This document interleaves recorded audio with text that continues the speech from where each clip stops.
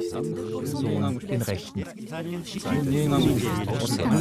Bir müşteri olan Den rechten Teil an der Nordseite.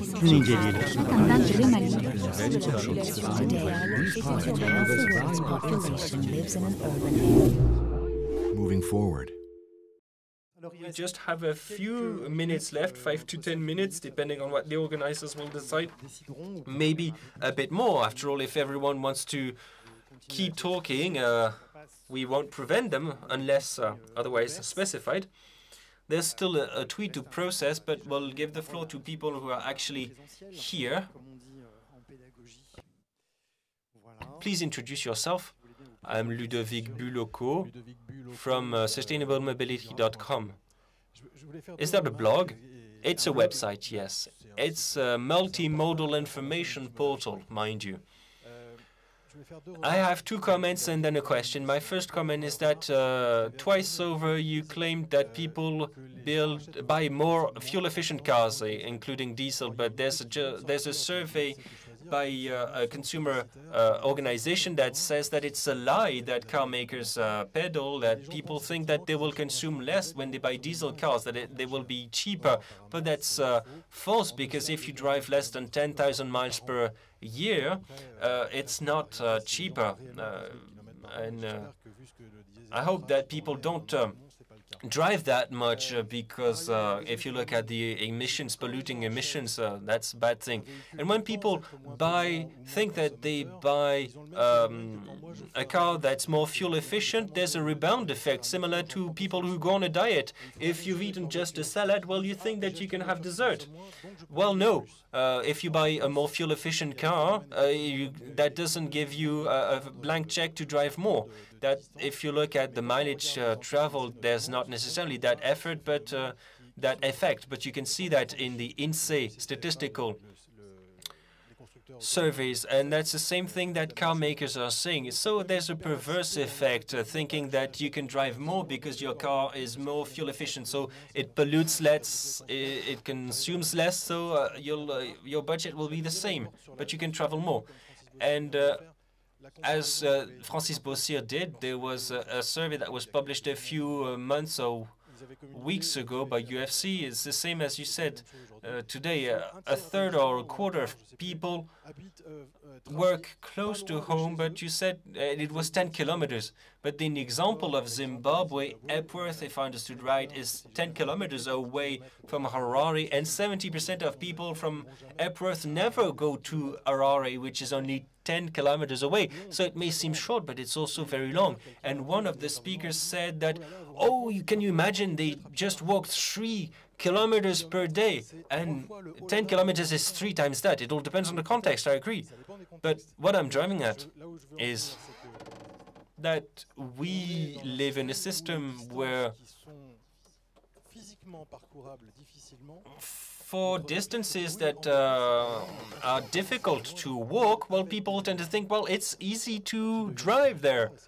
But with energy becoming scarcer and more expensive, we still think on these outdated terms. We don't think in terms of the distance easily traveled constantly by everyone. I mean walking, cycling, and a few other shared modes of transport. So I wanted to answer. I wanted to ask a question. I do like Francis Beaucire asking a previous question related to this question.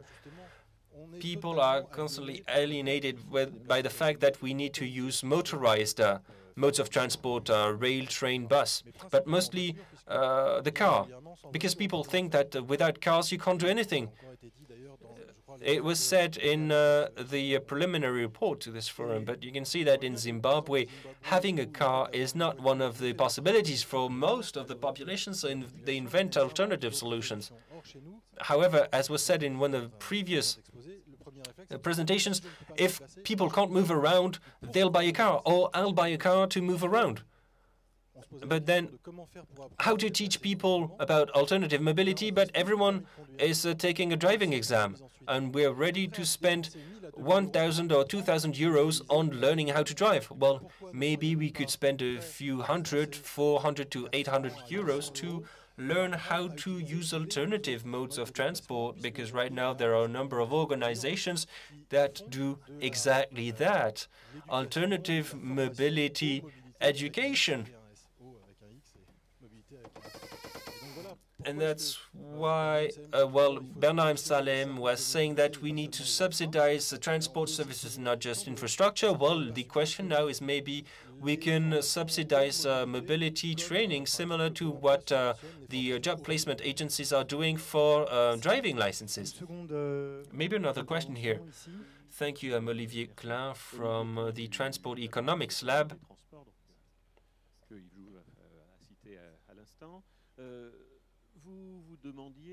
You were asking previously whether there were common features between what the presentation about Zimbabwe and the other presentations.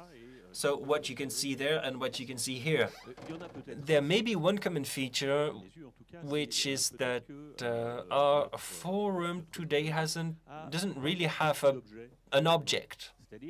We talk about the peri-urban. We've kept talking about the peri-urban, but we said we addressed a number of issues that are not specifically peri-urban. In Zimbabwe and elsewhere, we've talked about urban poverty. Yes, you can't easily pick up wood in the city, so you need to travel long distances to get it. And in the peri-urban, there are isolated people, but there are also isolated people in the cities. And talking about bored teenagers in the peri-urban, but I mean, maybe people are also bored in the suburbs. And so we could go through a long list of questions that were addressed throughout the day, but which are never specifically peri-urban. They are related to cities and the life in our current societies. We are all more or less urban, apart from the 2% of agricultures and farmers. So beyond that, I have a question about our context. That's a question for academics. But I've been hearing about peri-urban areas for a long time. People have really castigated it, saying that it was not good, it was a source of pollution, so on and so forth. And for the last 4 or 5 years, I've been hearing not so bad things about it. Well, we should stop putting the blame on it. But we still don't mind it.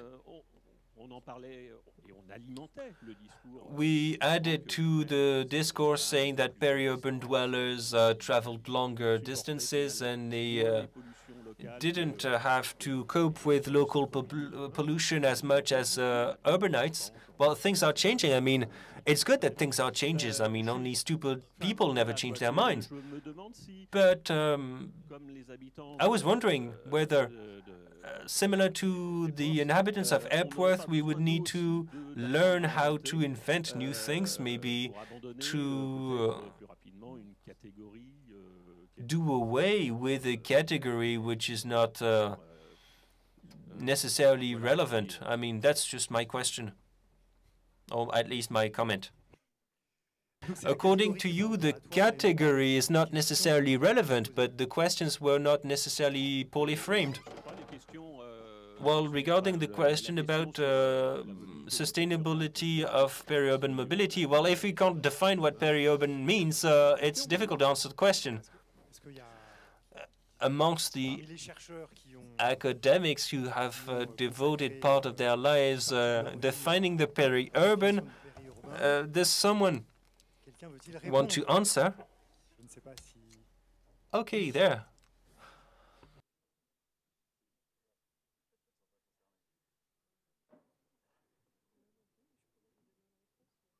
Yves Crozet from the self-same laboratory.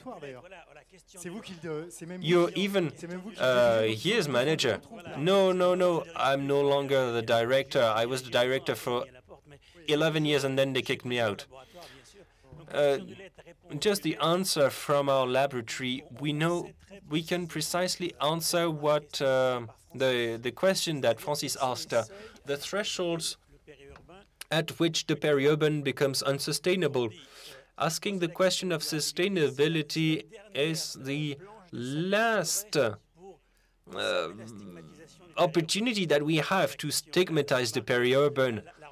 As Olivier said, in presentations we heard that the peri-urban wasn't so bad. There's still that last little possibility to say that it's no longer sustainable. But you'll hear the answer tomorrow in the argument, and I'll show you what the thresholds are. And Francis has already explained that these thresholds are still very remote. That's a teaser, isn't it? But you systematically exclude long-distance mobility because peri-urbanites travel long distances daily, weekly to commute to work, and that's what we're looking at, and that's what we focus on. But do they necessarily take transatlantic flights? I don't know. I'm not sure. But yes, it's true that they burn charcoal in the barbecues. Yes, you really don't like them, do you? That's good. The same question again. Amongst academics who have studied the peri-urban, does anyone want to answer Olivier's question? Olivier from LET? Or do you consider that we need to wait until tomorrow morning to start going at each other's throats? Oh, one brave volunteer here. A brave gladiator, almost. Well, that made you laugh, at least. Well, thank you. I'm Jérôme Grange from the Amiens Urban Planning Agency. I'm not an academic, I'm sorry, I'm more of a practitioner. But today, like very often when you talk about the peri-urban, the risk is that you will mix up three things. There were great minds here today, but you confuse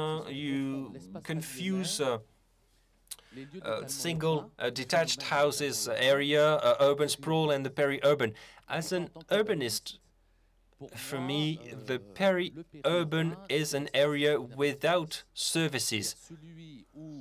It's an area where individual choices and the work done by local authorities to make mobility acceptable within given time budgets helped people free themselves from pedestrian constraints in order to have access to services within a consumerist culture where you have a competition between merchant services and public services. That's why this afternoon I was somewhat surprised by one of the presentations. I could see that Brie-Contrebert or Coulommiers were peri-urban places, and I looked at it on my iPhone. Brie-Contrebert has 13,000 inhabitants. The level service means that, personally, I don't consider it to be peri-urban. It's a balancing point for me. I was the head of the Grenoble urban planning agency, and I fought against another local authority that considered that as long as you were outside the ring road, that was a peri-urban area. You really had to struggle. Everything went to inner Grenoble, and the rest had to fight for the crumbs. But since now I am in Amiens, in northern France, I don't look at the peri-urban so positively as was shown in some approaches. And there's one thing that I'm more dubious, more doubtful about, the sustainability of balancing point.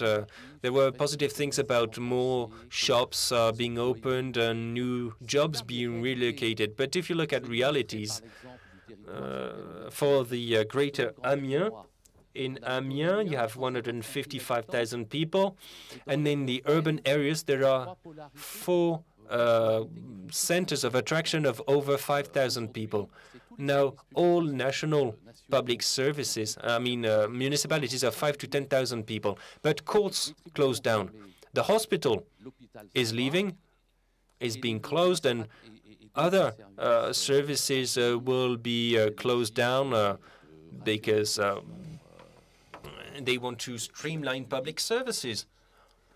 And now the strategies by economic operators, including private operators, whatever people said about thinking local, but I'd like to recall that last year 4.2 million square meters were earmarked for construction, and they were not in free areas, but in the metropolitan area. And so what I don't quite like in what was said is that there's a metropolitan view of other areas. So a part of 10 main conurbations in France, all the rest would be peri-urban. Thank you for that comment. That will add grist to the mill of some, but that won't bring us any further. Francis Beaucire, maybe you'd like to respond to what Jérôme Grange said? And maybe Olivier? Well, I agree with the fact that peri-urban is an umbrella term for a lot of things, but we agreed today on the fact that there are different types of geographical setups. So I think that Jérôme is right when he says that, but we need quick presentations. We saw that for Montreal. Montreal is in fact a sort of residential suburb. I agree with that.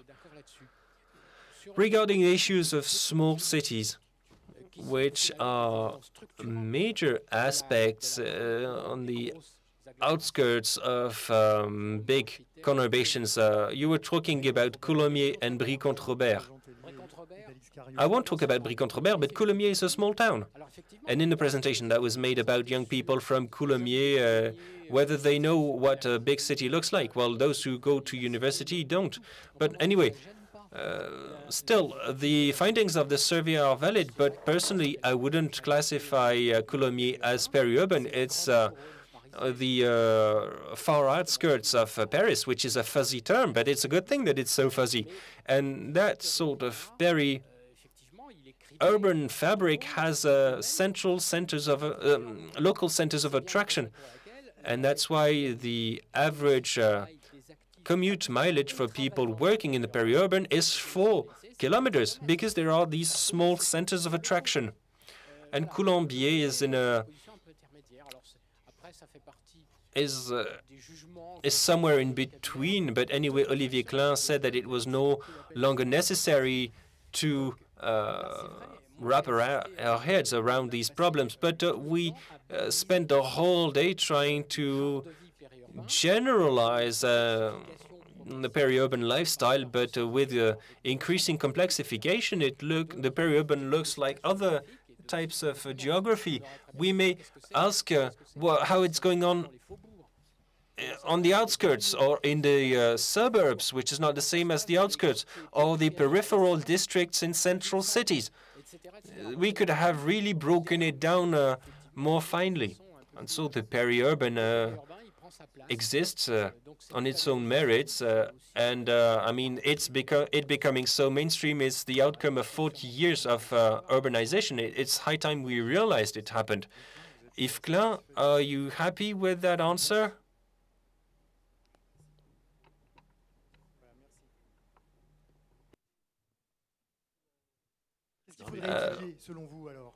What do we need to identify in urban spaces? Well, what I'm concerned about is that putting a geographical category on things, as long as you define the peri-urban, I mean, there was one definition based on services, or it's a matter of distance, or a matter of built environment continuity. That's what I've heard about the peri-urban.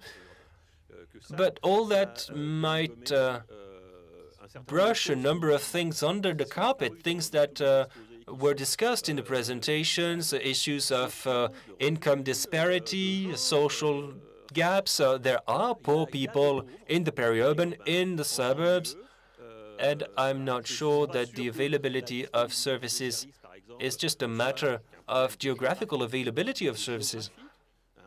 This morning we've talked about immigrant women stuck in their houses in the peri-urban, but that also exists in the suburbs, and these women have a bus stop at the bottom of their building.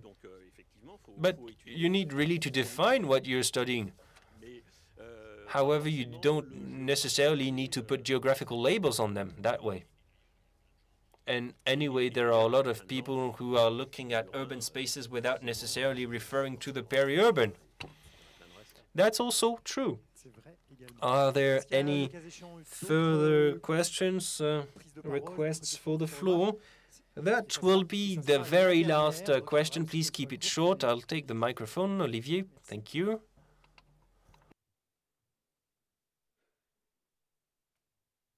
I'm Claude Soulages from IFSTA. We talked already this morning, and it's already in the program. It's a very quick comment.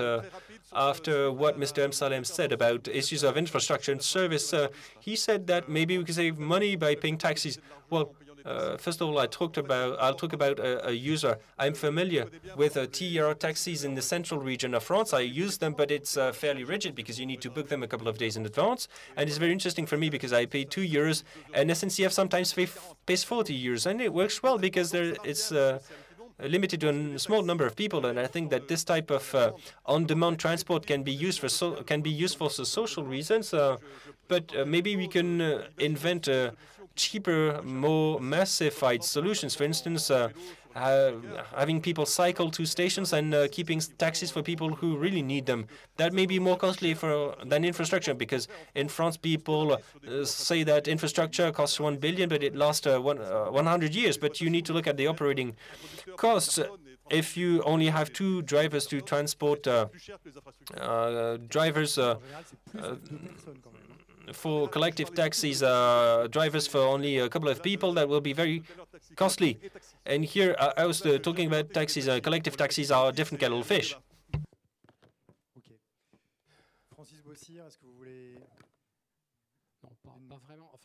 Francis Beaucire, would you like to add something? Well, maybe tomorrow. It's getting late. But people living in peri-urban areas, how can they sort of make up a sort of substitute urban life, sort of recreate this combination of density and looseness? I mean, is the peri-urban area unable to create this combination of density and diversity which characterizes urban life? I mean, is it impossible to recreate that sort of context, either to do the same thing as in the city or different things from the city? But can you somehow recreate these opportunities? I mean, is there a substitute for the city in the peri-urban context? That is something that we could address tomorrow. But we could possibly leave it at that. Merci beaucoup.